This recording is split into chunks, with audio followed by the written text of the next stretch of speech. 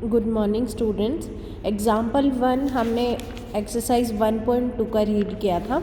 Example 2 and example 3 को आप read करके देखना। अगर कोई भी डाउट लगे तो मुझे बता देना।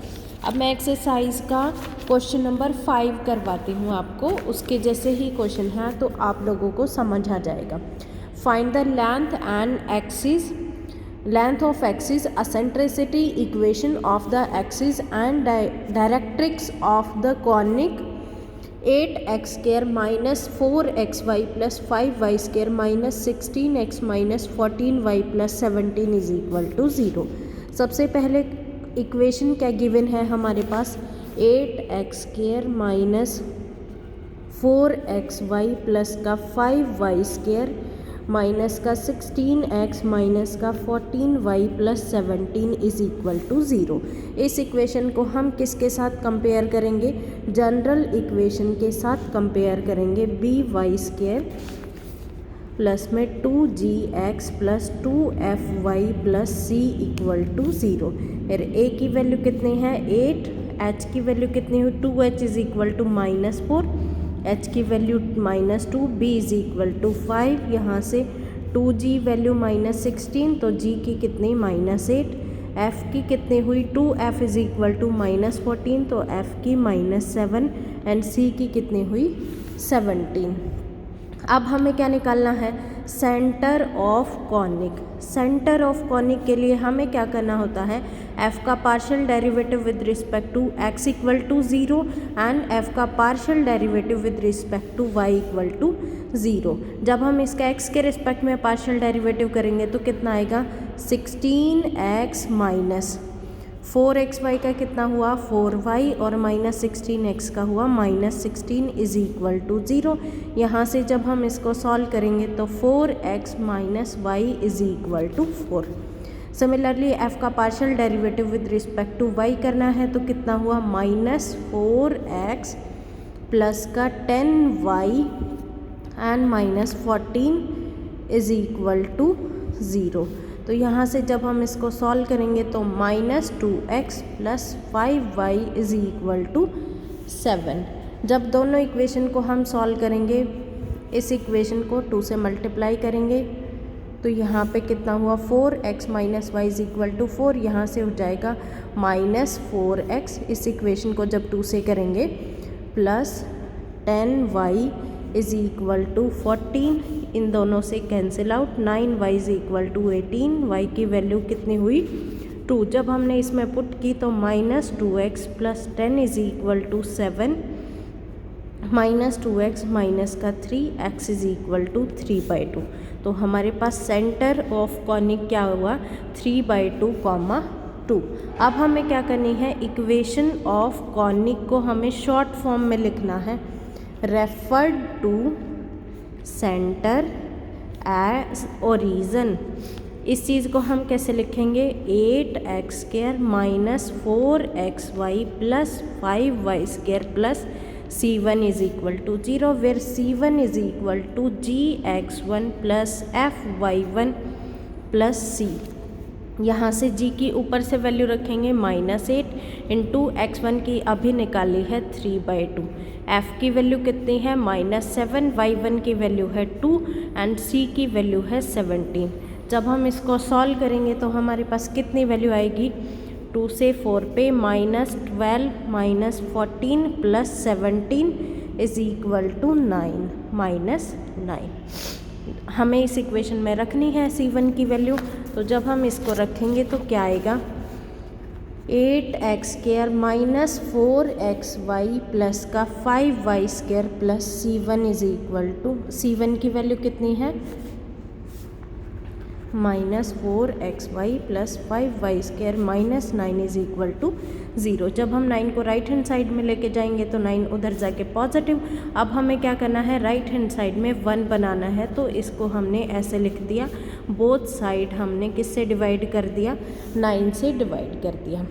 यहाँ से हम इस इक्वेशन के साथ कंपेयर करेंगे, ax स्क्वायर प्लस में 2hxy plus by square is equal to 1। यहाँ इससे a को कंपेयर किया 8/9, h को कंपेयर किया 2/9 और b को कंपेयर किया कितना हुआ 5/9।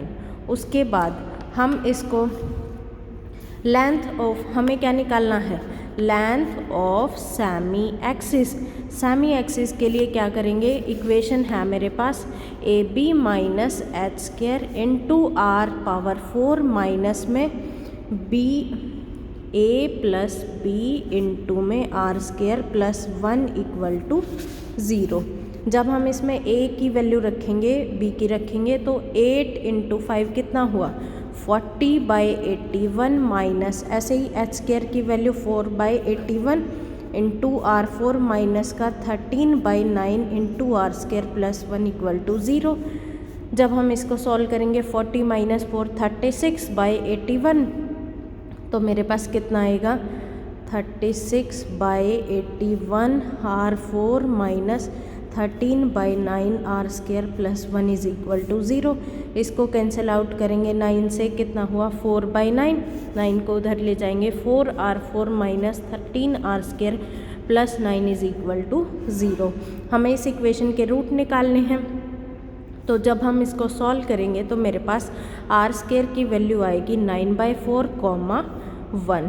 तो r1 स्क्वायर की वैल्यू 9/4 क्योंकि हमें बड़ी वैल्यू रखनी है, r2 स्क्वायर की वैल्यू कितनी हुई 1। अब हमें क्या निकालना, दोनों वैल्यू पॉजिटिव हैं तो कॉनिक कैसा बनेगा, एलिप्स बनेगा। एलिप्स बनेगा तो उसके बाद हमें क्या निकालना है, length of transverse axis and length of conjugate axis.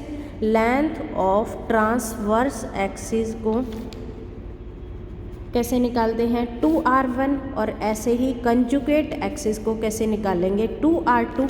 r1 की वैल्यू रखी हमने कितनी थी r1 स्क्वायर था मेरे पास 9/4, यहाँ से r1 की वैल्यू कितनी हुई 3/2।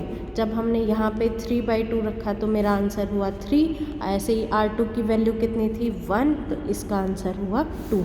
हमें फिर क्या निकालना है, असेंट्रिसिटी। असेंट्रिसिटी का फॉर्मूला होता है r2 square equal to r1 square into में 1 minus E square. r2 square की वैल्यू 1, इसकी वैल्यू है 9/4 इंटू 1 माइनस ई स्क्वायर। जब हम इसको सॉल्व करेंगे तो e की वैल्यू कितनी है √5/3। अब हमें क्या निकालना है, equation of major axis. Major axis का क्या फॉर्मूला है, हमने पढ़ा था कि जो r1 अगर बड़ा है तो मेज़र के लिए हम बढ़ा लेंगे, तो a माइनस r1 का स्क्वायर इंटू में x plus hy is equal to 0। ऐसे ही हमें क्या निकालनी है, इक्वेशन ऑफ माइनर एक्सिस। उसके लिए हमें क्या रखना है, a माइनस 1/r2 का square into x plus hy। जब हम इसको सॉल्व करेंगे तो मेरे पास वैल्यू आएगी 2x minus y minus 1 is equal to 0। आप लोग इसको सॉल्व कर लेना, इजी है। 4x इसकी वैल्यू आएगी इतनी। फिर हमें क्या निकालना है, इसका फोकाई निकालना है। फोकाई के लिए क्या करना पड़ेगा, पहले हमें tan थीटा निकालना पड़ेगा। tan थीटा का फॉर्मूला होता है minus coefficient of x divide by coefficient of y। और ये हमें कौन सी इक्वेशन से देखना है, जो मेजर एक्सिस की इक्वेशन है वहाँ से देखना। मेजर एक्सिस की इक्वेशन में कितना है, x का coefficient 2 is equal to -2 divide by y का कॉफिशेंट कितना है -1। जब हम इसको सॉल्व करेंगे तो कितना आंसर आएगा 2 आएगा। यहाँ से हमें साइन थीटा निकालना है और कॉस थीटा निकालना।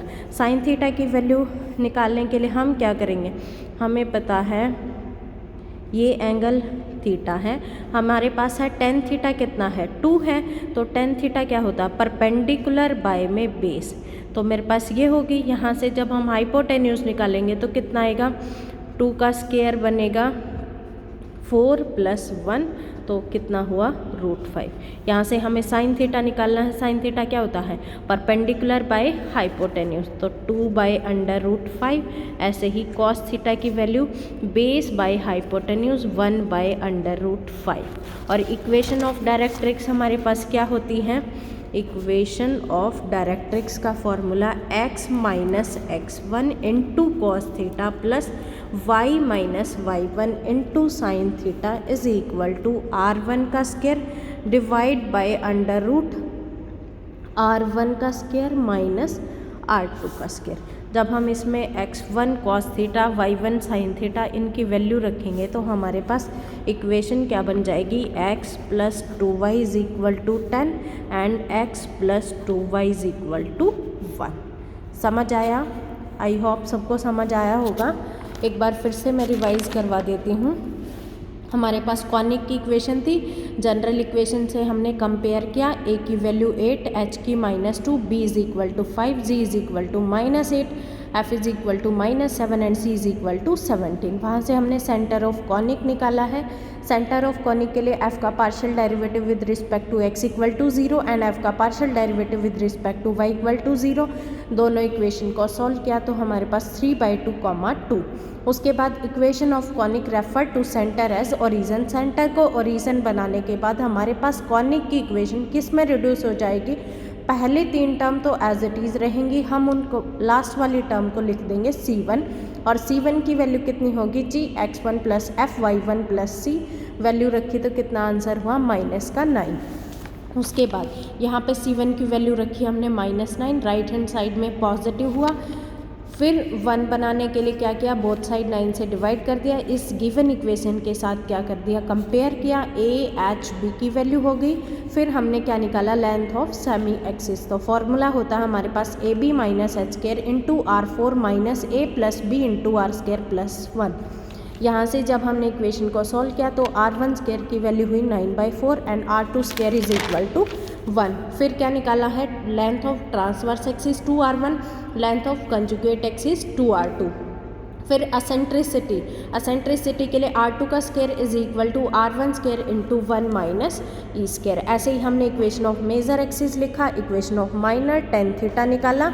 उसके बाद इक्वेशन ऑफ डायरेक्ट एक्स के लिए x minus x1 into cos theta plus y minus y1 into sine theta is equal to r1 square under root r1 square minus r2 square. यहाँ से 2 equation बन जाएंगी।